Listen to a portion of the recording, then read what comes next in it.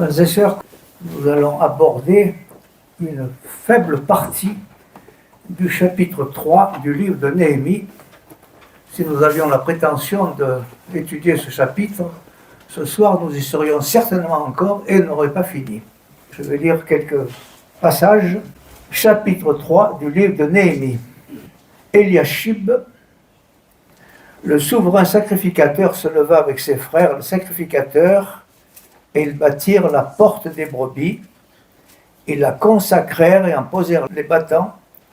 Ils la consacrèrent jusqu'à la tour de Méa, jusqu'à la tour de Hananéel. Verset 3. Les fils de Sénas bâtirent la porte des poissons. Ils la couvrirent et en posèrent les battants, les verrous et les barres. Verset 6. Yoyada, fils de Passéa, et Meshulam, fils de Bézodia, réparèrent la vieille porte. Ils la couvrirent et en posèrent les battants, les verrous et les barres. Verset 13. Hanoun et les habitants de Zanoak réparèrent la porte de la vallée. Ils la bâtirent et en posèrent les battants, les verrous et les barres. Et ils firent de plus 1000 coudées de mur jusqu'à la porte du fumier. Maïa, fils de Rebkab, fils du district de Beth Akerem, répara la porte du fumier. Il la bâtit et en posa les battants, les verrous et les barres. Shalom, fils de Kol-Osé, chef du district de Mitzpah, répara la porte de la source. Il la bâtit, la couvrit et en posa les battants, les verrous et les barres. Il fit de plus le mur de l'étang de Siloé, près du jardin du roi, jusqu'au degré qui descendent de la cité de David. Comme vous avez pu le remarquer, nous serions intéressés ce matin plus précisément par les portes. La pensée de Dieu a toujours été d'avoir une ville à lui. Et si la première ville citée dans les Écritures est une ville faite pour la gloire de Satan, Babel, Dieu a toujours voulu pour lui une ville sur laquelle il ferait siéger les rois qu'il dirigerait. Et dans cette ville, il n'y aura rien de souillé, aucune abomination. Il suffit de lire l'Apocalypse au chapitre 21 pour être convaincu de ce passage. Personne qui se livre à l'abomination ou au mensonge. Et tout cela est selon la pensée, la volonté de Dieu. Comme chaque ville, Jérusalem a une structure et des caractéristiques qui lui sont propres. C'est ce que ce chapitre 3 de Néhémie a voulu nous le montrer, mettant en évidence qu'il y a des murs et des portes. Et la première particularité, c'est que ces portes sont dans un sens, si elles sont placées, c'est pour séparer ce qu'il y a d'un côté et ce qu'il y a de l'autre. En un sens, la porte de Jérusalem étant fermée sur elle-même, et parce qu'elle a des portes et des murs. Et le livre de l'Apocalypse est là pour nous rappeler qu'à l'intérieur de la ville, c'est la sécurité, c'est l'amour, c'est la protection, le bonheur, tandis que au dehors se trouvent les ennemis et les chiens de toute espèce. Néhémie, secrètement animé par l'Esprit de Dieu, décida une nuit d'aller visiter les ruines de Jérusalem, de voir les portes et les murailles détruites, brûlées. Et il revient avec des pensées dans son cœur, cela l'a profondément bouleversé, et il ne s'est pas contenté de voir et de se lamenter sur ce qui s'est passé, mais il décide il prend conscience du besoin, et il se rend compte que cette ville de Jérusalem a besoin d'être reconstruite et d'être rebâtie. Et c'est pour ça la parole nous dit il a pris près de lui des jeunes gens qui l'ont aidé et qui ont qui sont venus pour le soutenir dans le travail qu'il allait entreprendre. Cela nous montre d'ores et déjà que chaque chrétien doit veiller sur lui-même et ne pas se conformer à l'esprit du siècle présent. Et comme nous le voyons, la parole, nous sommes tous dans les derniers temps, nous sommes dans les temps difficiles, nous nous rendons compte que le monde dans lequel nous vivons est un monde qui se perd de plus en plus, et nous nous rendons compte également que l'Église est bien fragile, et qu'elle a besoin de tout le secours et l'aide de Dieu, elle a besoin du soutien de sa parole, le soutien de l'Esprit de Dieu, pour qu'elle puisse tenir le coup dans cette ruine qui nous entoure. Alors, sensibilisé par l'état de ces ruines de Jérusalem, eh bien, Néhémie, lui, sa tour, s'est entouré d'hommes pieux, décidés de se mettre à l'œuvre. Et c'est d'ailleurs dans le même esprit que l'apôtre Paul pourra dire plus tard que, encourageant son enfant dans la foi, Timothée, en lui disant de poursuivre la justice, la foi, l'amour, la paix avec ceux qui invoquent le Seigneur d'un cœur pur.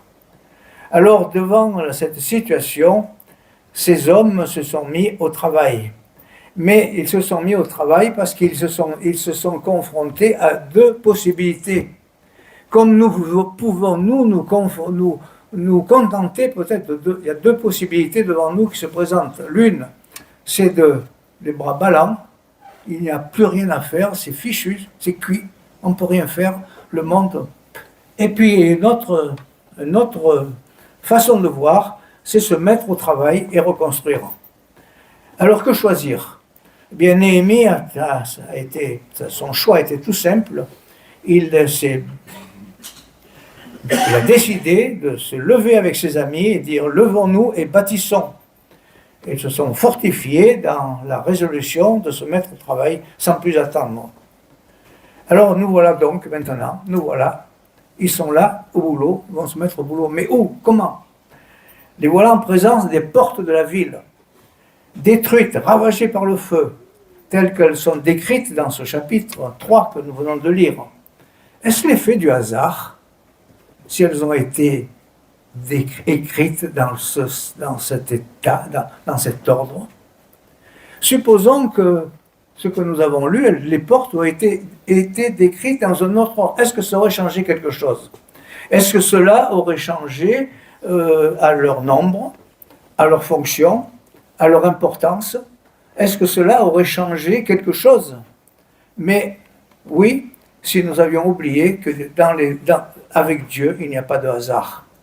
Et si ces portes-là ont été décrites dans ce sens-là, c'est qu'il y a une raison. Et c'est ce que nous allons voir ensemble. Et c'est que précisément ce que ce chapitre 3 du Néhémie m'a inspiré, puis que j'ai étudié depuis pas mal de temps déjà, et qui m'a montré que c'est une parfaite illustration de la marche pratique du chrétien. Et c'est pour la raison pour laquelle j'ai voulu intituler ce message « La marche pratique du chrétien aujourd'hui ». Alors nous voilà en présence des portes. La première des portes, c'est celle que nous avons ou que nous devons franchir.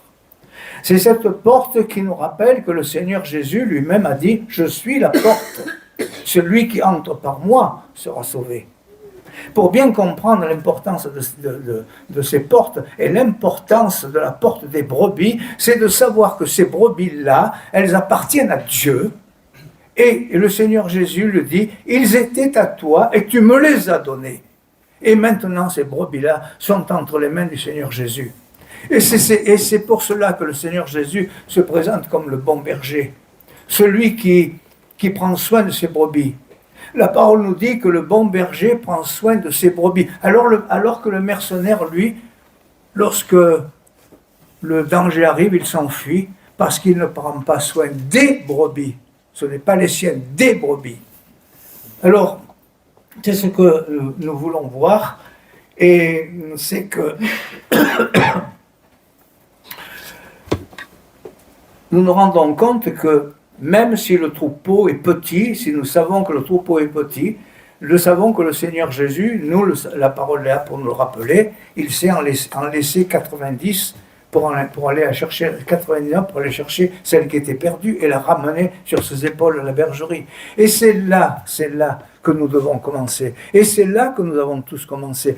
C'est là qu'un jour nous sommes venus au Seigneur Jésus parce que nous sommes entrés par la porte. Nous sommes entrés par cette porte. Je suis la porte. Celui qui entre par moi sera sauvé. Et nous sommes entrés. Vous et moi, frères et sœurs, le premier pas que nous avons fait dans notre vie spirituelle, c'est d'entrer par la porte et de venir nous jeter dans les bras de Jésus, le Sauveur, de nous approcher de lui comme celui qui est capable de nous maintenir debout sans que nous puissions broncher et nous aider à continuer le chemin sur lequel il nous a placés. Alors, c'est la première étape de notre parcours spirituel. Et je pense que chacun d'entre nous, ici présent, a un jour franchi cette porte et a entendu la voix du bon berger et qui, sensible à cette voix, nous n'avons pas endurci notre cœur. Quant à la deuxième porte, c'est la porte des poissons. Si la première porte est sous la responsabilité de Dieu, la deuxième porte, c'est notre responsabilité. Parce que le Seigneur Jésus a dit, vous serez des pêcheurs d'hommes, vous serez. Et il nous a invités à aller pêcher dans les poissons dans les grands fonds, là où ils sont perdus dans ce monde perdu. Le Seigneur Jésus nous a demandé d'aller le chercher, d'aller à la pêche.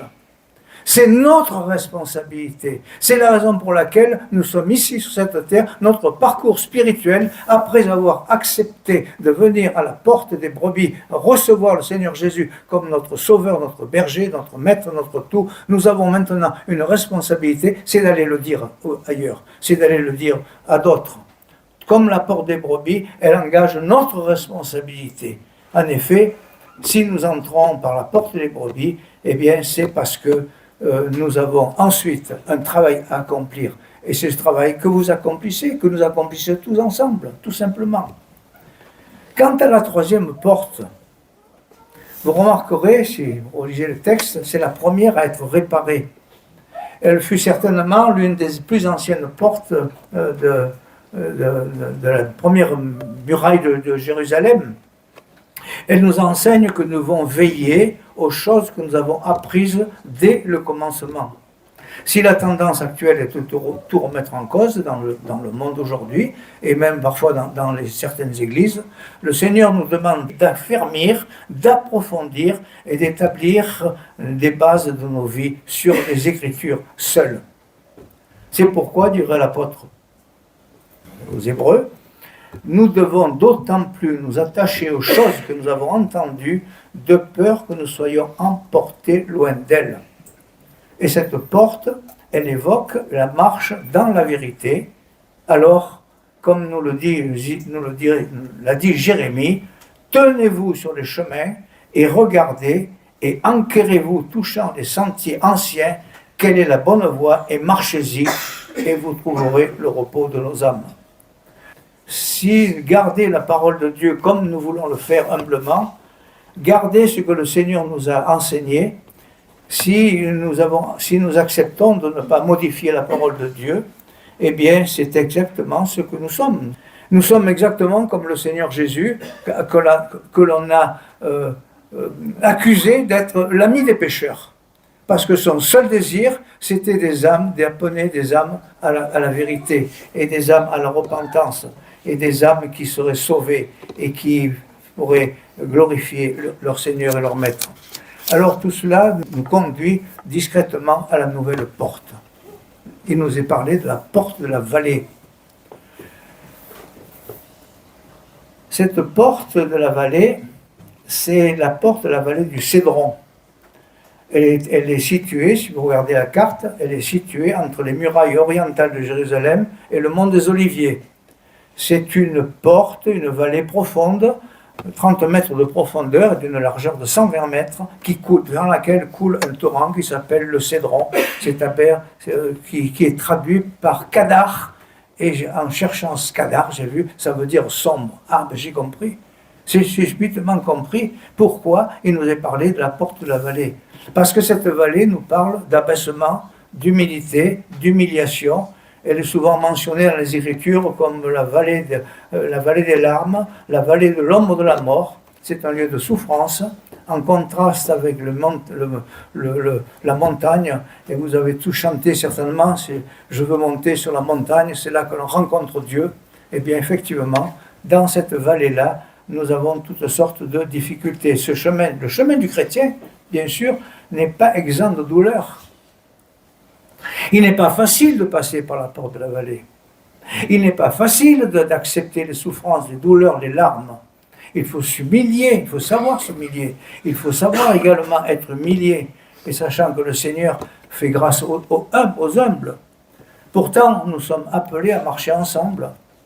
C'est ce que l'on pourra réaliser que sur le principe de cette vallée, avec humilité, avec douceur, nous supportons les uns les autres dans l'amour et dans la vérité. Alors nous comprenons pourquoi le travail fut pénible. Lorsqu'ils ont construit le travail fut pénible, puisque le texte nous dit qu'ils ont non seulement réparé la porte de la vallée, mais encore plus, ils ont bâti 1000 coudées de plus de la muraille jusqu'à la porte du fumier. 1000 coudées, 5 km 500. Ils ont construit la muraille sur 5 km 500 après avoir travaillé à la porte de la vallée.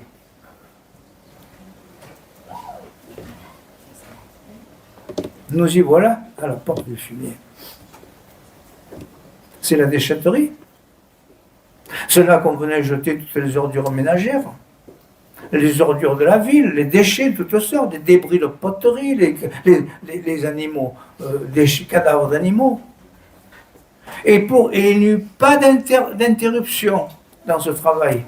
Il a fallu beaucoup de persévérance, il a fallu certainement beaucoup d'abnégation pour que ceux qui ont réparé la porte de la muraille arrivent jusqu'à la porte du fumier.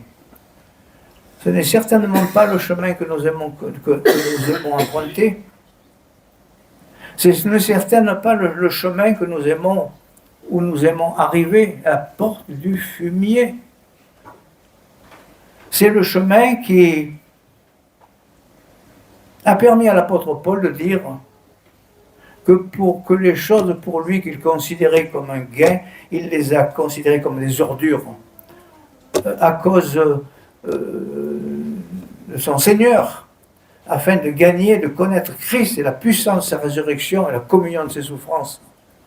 Il a fallu du temps pour que l'apôtre Paul, il nous faut du temps, nous aussi, frères et sœurs. Je ne sais pas comment vous vivez votre vie spirituelle, mais il faut du temps pour arriver à la porte du fumier et jeter toutes les ordures qui ont sali notre vie. Ce n'est pas un lieu où on se rend volontiers, c'est pourtant un passage obligatoire dans notre parcours spirituel, afin que nous puissions, comme l'apôtre Paul le dira un jour, et si je vis, ce n'est plus moi qui vis, c'est Christ qui vit en moi.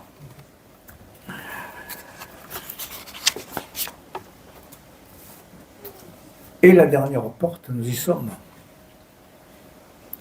Si la porte des brebis est la première porte, la dernière porte que nous avons citée, c'est la porte de la source ou la porte de la fontaine.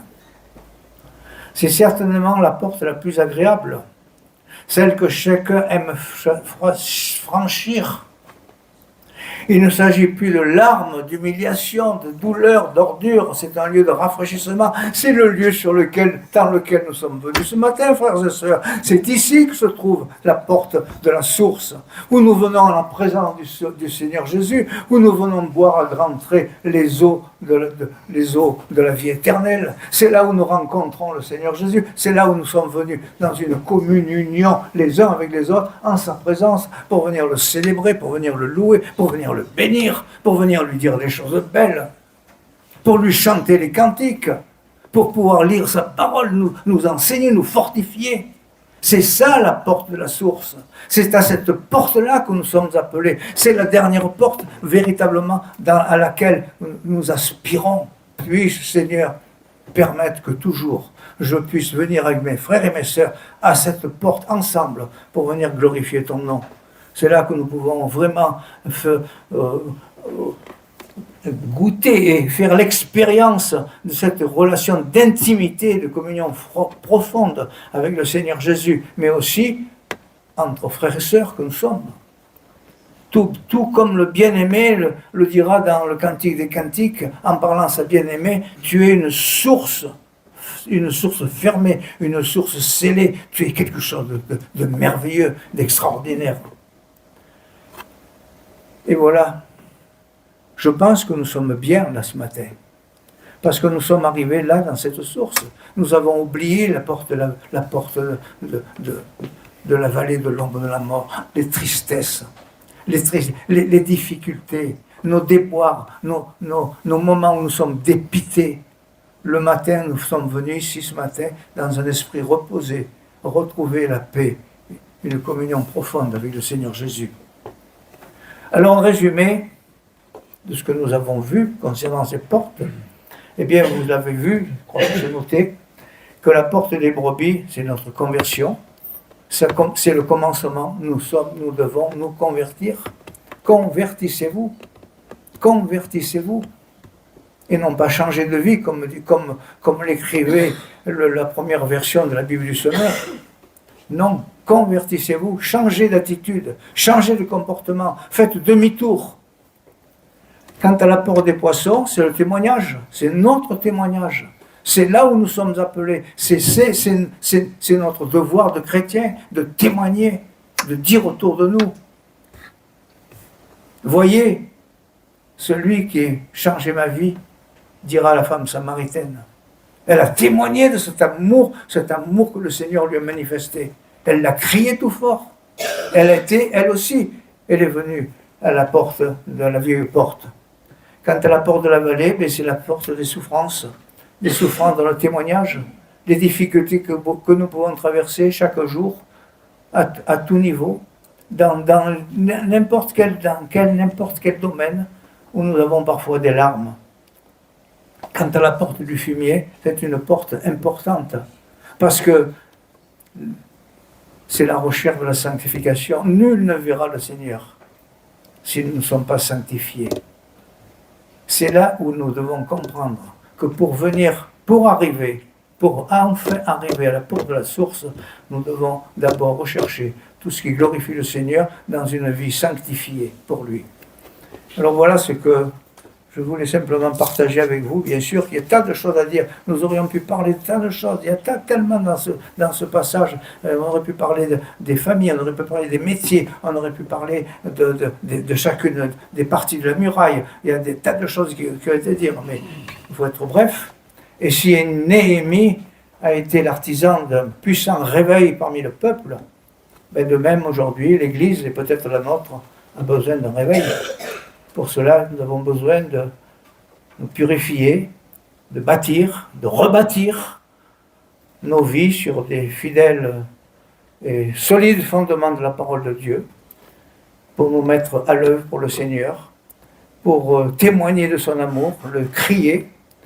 Et comme nous le lisons plus loin dans ce livre de Néhémie, lorsque la muraille a été réparée, que tout a été fini en 52 jours, qu'il y a eu la fête, eh bien, ils étaient tellement joyeux que la parole nous dit « Et la joie de Jérusalem s'entendait au loin. » Puis un jour, la joie de l'assemblée s'entend très fort dans le quartier qui nous entoure pour pouvoir glorifier le Seigneur.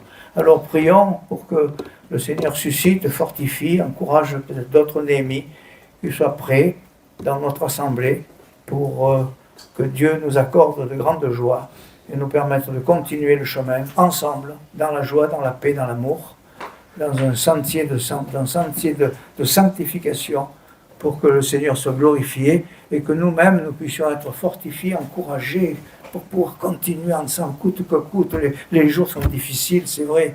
Nous avons traversé des jours difficiles dans l'Assemblée. Nous traverserons peut-être encore des moments difficiles dans l'Assemblée, dans nos vies. Mais quoi qu'il en soit, je suis avec vous tous les jours, jusqu'à la fin du monde. Voilà la promesse de notre Seigneur Jésus sur laquelle nous nous appuyons pour qu'il soit glorifié. Que le Seigneur nous aide et bénisse notre assemblée et que nous puissions ensemble, dans ce parcours spirituel que nous avons humblement évoqué au travers de ce chapitre 3 du livre de Néhémie, avancer ensemble, la main dans la main, cœur à cœur, jusqu'à son prochain retour. Je dis bien, jusqu'à son prochain retour. Et comme disait, je crois qu'a dit Roger Libby, nous sommes dans les derniers des derniers jours. Et effectivement, les derniers des derniers jours, le monde actuel dans lequel nous vivons est un monde qui va à sa perte à une vitesse vertigineuse et nous ne savons pas, on regarde béatement, on regarde ce qui se passe, mais nous nous rendons compte que les choses vont de plus en plus vite et que le Seigneur Jésus, voici, je viens bientôt. Et ce mot bientôt, c'est pas simplement dire je viens demain matin à 8 heures précises, non, je viens promptement, en un clin d'œil, en un instant. Le Seigneur Jésus viendra chercher son assemblée pour être toujours avec lui dans son ciel. Voilà pourquoi l'apôtre Paul, réjouissez-vous, consolez-vous par ces paroles. Et que le Seigneur nous console aussi, parce que le Seigneur Jésus va bientôt revenir. Gloire lui soit rendue, et béni sois-tu, Seigneur, pour ton grand amour.